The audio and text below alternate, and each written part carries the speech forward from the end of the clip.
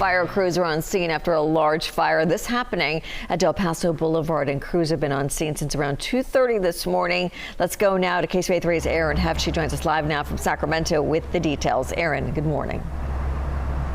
Leticia, that initial call came in at 2:31 this morning. Initially a commercial fire with heavy smoke coming from the Wells Fargo. It actually turned out that it was the furniture store that was actually on fire. They're still putting out hotspots right now. Take a look at this video. It just shows the immense inferno earlier this morning. So initially classified as a first alarm fire, crews arrived to find heavy fire from both the front and the back of the building. The initial attack was from the inside of the building, but it proved too dangerous. Heavy fire then started coming from the roof. The fire then went to a 2-alarm and then a 3-alarm, where Sacramento City Fire then had to be assisted by Sac Metro Fire and Consumnes. We actually spoke to Sacramento City Fire. Take a listen. Crews arrived to this furniture store with heavy fire coming from the front of the building. They tried to push in, but it was too much fire to push in, so they ended up fighting this fire defensively. This was a very large fire. Due to the fire load, is what we call it, inside of the building. There's tons of furniture in there. So with all that furniture burning at once, makes a very, very big fire. Now, there are still concerns about hotspots within the building. Now, I want to stress that Wells Fargo actually wasn't on fire. They do have water damage at this time, but the fire was contained to the furniture store and actually dangerous buildings. The city's dangerous buildings crew is actually here, and they have just brought in an excavator because they're going to have to demolish this front part of the building. The building is now not stable to occupy anymore, and they actually have an excavator just down the street. They're going to close off this part of Del Paso Boulevard. Again, we're at Del Paso and Arden Way. That's the intersection right here, because they're going to start demolishing the front of this building. From Del Paso Heights in Sacramento, Erin Heft, KCRA 3 News. Erin, thank you. In other news, Sacramento police are investigating a homicide this morning. Officers say they heard reports of a shooting in the area of the 1400 block of Arcade Boulevard. At around 10:30 last night, when they arrived on scene, they found a man who had been shot. Officers tried to save his life, but they say he died. Sacramento police also say 2 more victims, 1 adult and a child, were located at hospitals. They say both of those victims were also shot. A Carmichael homeowner says he's lucky to be alive this morning after a car almost slammed into his home. The CHP says they believe the driver was speeding south on Mission Avenue when he crashed into a parked car. They say the driver then ended up in the front yard of the house, just barely missing the front of the home. Fortunately, the shrubbery stopped the driver from damaging that home. CHP says the owners were home, but nobody was hurt. The driver was given a sobriety test, and CHP says he was taken into custody on suspicion of DUI. Let's take a live look outside this morning, the state capitol, where a group is protesting what they call human rights violations in Pakistan. This is set to start at the state capitol at 11 this morning and go until 3 this afternoon. They say Pakistan is under a political and economic crisis, and they are encouraging others to protest with them. It is happening on the west steps of the state capitol starting this morning. Today, 3 U.S. Marines were killed and several others were hurt after an aircraft crashed during a military exercise in Australia. According to officials, 23 Marines were on board the aircraft. 5 others were taken to the hospital and in serious condition. In June of 2022, a crash involving the same type of aircraft crashed and killed 5 Marines during a training mission in Southern California. The cause of today's incident is still being investigated. We're learning more details about a mass shooting in Jacksonville, Florida. Police say a white man in his 20s entered a Dollar General store and killed 3 people, and officials say it was a racially motivated attack. All victims, 2 men and 1 woman, were black. Police say the shooter killed himself after the attack. When the gunman entered the store, he was wearing a tactical vest, and he was armed with a handgun and an AR-15 style rifle. The FBI is investigating the shooting as a hate crime. He targeted a certain group of people, and that's black people.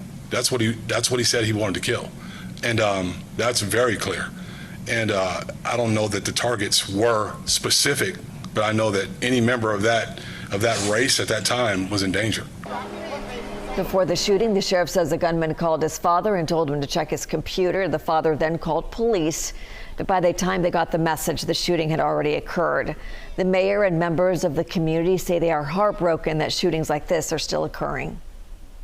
I'm heartbroken that the same communities seem to get targeted over and over again.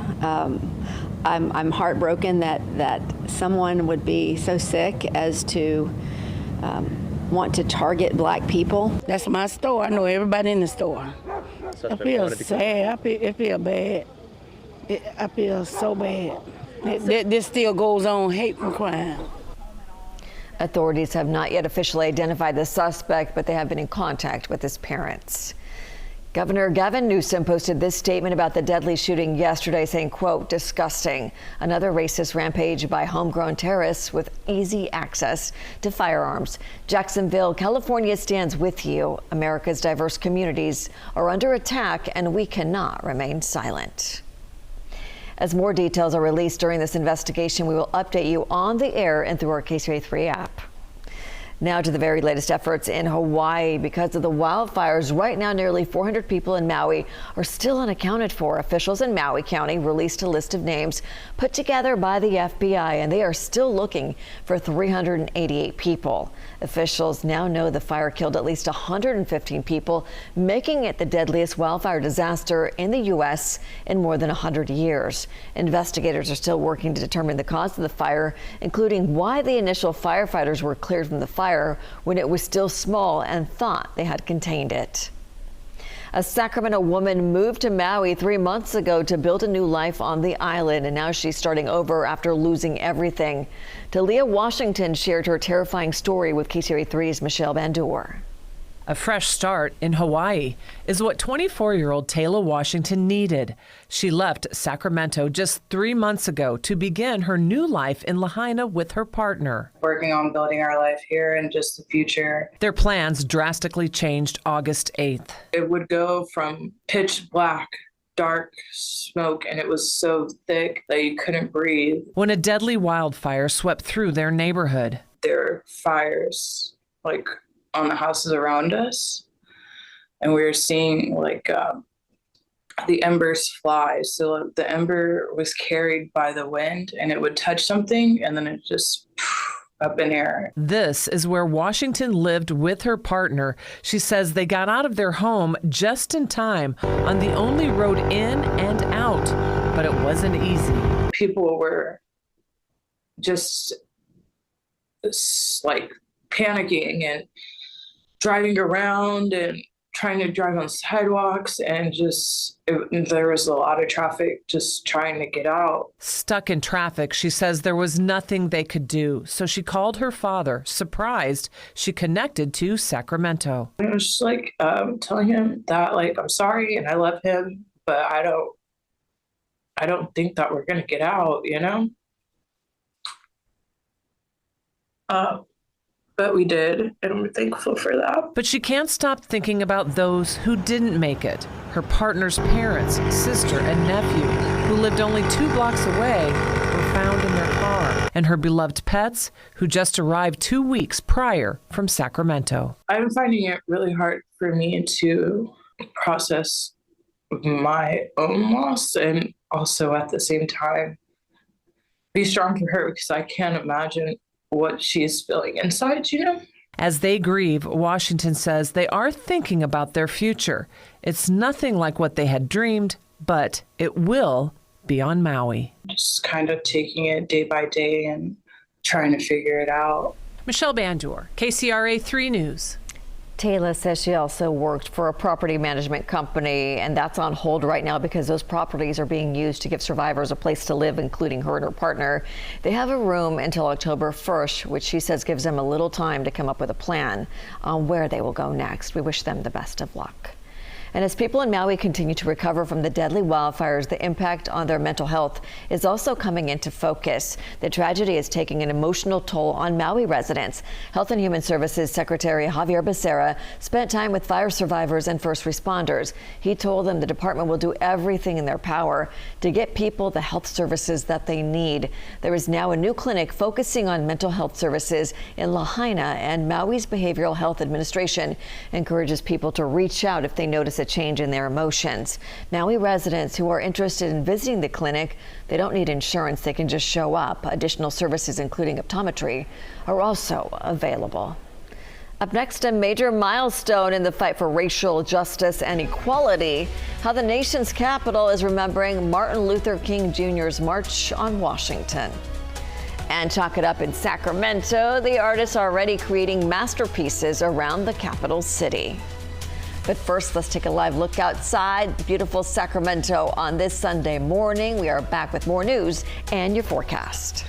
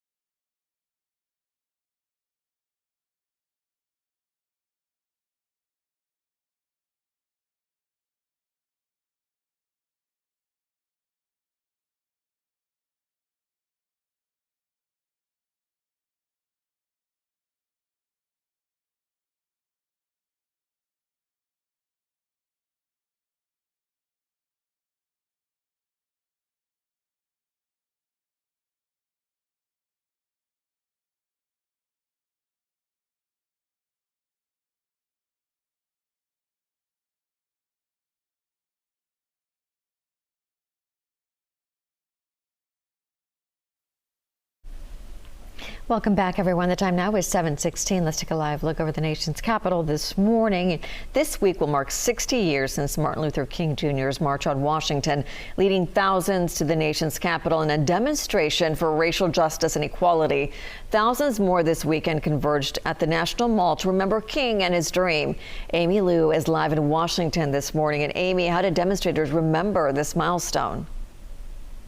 Well, Leticia, there is a coalition of Black civil rights leaders and allies who really are coming together and promising more, pushing back against the injustices in America, both old and new. They gathered near the Reflecting Pool, the same place where Dr. King delivered his landmark I Have a Dream speech, then marched to his memorial. Civil rights leaders are calling yesterday's demonstration a continuation of the historic rally back in 1963, where more than 200,000 people gathered to listen to Dr. King. Activists say the country has yet to fulfill King's dream. Speakers and banners also demanded equal justice for LGBTQ and Asian Americans. Leaders spoke on the importance of voting for change. Don't look at all the things that are wrong. Look back on where we were 66 years ago when we had the first March on Washington. And Martin Luther King said then, "Give us the ballot." And then he moved up and said, "But I have a dream." But he gave his life for that dream. And the White House will also be observing the 60th anniversary. President Biden and Vice President Harris will be meeting with march organizers and Dr. King's relatives all tomorrow. Reporting live from Washington this morning, I'm Amy Liu, KCRA 3 News. Amy, thank you for your live report. Let's go now to weather this morning on this Sunday morning. It got a little warm yesterday. How's it looking for today? Yeah, got into the upper 90s in a few spots, and I think we're going to be in that same range again today. Although what we can be thankful for is just the nice cool start, because even though we're getting temperatures mid and upper 90s, at least in the morning time, it's so refreshing. You can get out over the next couple of hours, take a bike ride, walk the dog, and it's very comfortable. Might even want some long sleeves stepping out the door. Beautiful view at the Port City here in Stockton. We're at 59 degrees. Yeah, it's nice and cool. 58 currently at Executive Airport in Sacramento, 62 in Modesto, 42 at Lake Tahoe. It's even in the upper 30s in Truckee this morning under clear skies. Here's the 12-hour forecast ahead for Stockton and the San Joaquin Valley. Lots of sunshine warming us through the 70s and 80s this morning. By noon, we are at about 84 degrees in Stockton, warming to about 90 by 2 p.m. And then we're in that mid to maybe upper 90s range between 4 and 5 o'clock, the warmest part of the day. But look how nicely those temperatures trend down during the evening. That breeze will come up from the coast, that onshore breeze through the Delta. Today in Sacramento, about 98. Yesterday was 97, so we're in that same ballpark, and the average is 93. Records, of course, are well up there into the 100s still. 1894, we hit 108. I think one of the reasons it feels so comfortable, too, is we're starting to get more nighttime hours. Yeah, that sunrise is after 6:30 now, and the sun sets at 7:42. So the sun going down a little earlier helps to cut off that heat a bit more. We're looking at the satellite radar view, very quiet picture here with an upper level low off the coast. We've got that desert southwest heat, and that's going to build towards us ever so slightly in the coming days. That low off the coast eventually will work its way north and east and going into the Pacific Northwest. That will help to encourage an onshore breeze for the next couple of days, but likely turn our winds more out of the north Tuesday into Wednesday, and that's the day we'll probably be flirting with 100 degrees on Wednesday. And then as we head towards late week on Thursday and into Friday and the holiday weekend, we've got this low that's going to make its way down the coast and influence our weather, cooling us down probably to the 80s by the time we get to Friday, even into Saturday to start the holiday weekend. Quincy today, a high of 91, close to where we were yesterday. Pollock Pines about 84 degrees. Same thing in Arnold, about 85 this afternoon. In the foothills, we'll range in the upper 80s, low 90s. Comfortably warm in the afternoon. Grass Valley, 87 degrees. We're up to near 90 in Placerville, 91 in Sonora and Angels Camp. In the Delta today, you'll find that breeze pick up once again towards late afternoon. Fairfield getting to 94, though. Concord 92 and about 94 in Lakeport, and likely in the 80s in San Jose this afternoon. And the forecast for the San Joaquin Valley, pretty warm. 95 in Lodi, 97 in Stockton, 95 today in Tracy and Modesto and around the Sacramento region. We'll also find those temperatures mid and upper 90s, 96 in Vacaville, 98 in Sacramento, about 97 in Roseville today. But still going to be comfortable tomorrow morning. The overnight lows in the low 60s, a high of 98 on Monday, 97 on Tuesday. There's that 100 possibly on Wednesday. After that, though, the temperatures come down. By Friday, we've got a few clouds, maybe Saturday, temperatures in the 80s. And by then, we might even have some Sierra thunderstorms return into the forecast. Great to see the 80s and not too many triple digits. Yeah, it doesn't look too hot, but just enough to make it uncomfortable if you're out there in the sun for too long. Sure. Right. Thank you so much, Eileen. Up next, celebrating a very special anniversary. The fans come out in a big way to support the Sacramento Republic FC. The record crowds at Hughes Stadium and what this means for the team and the capital city.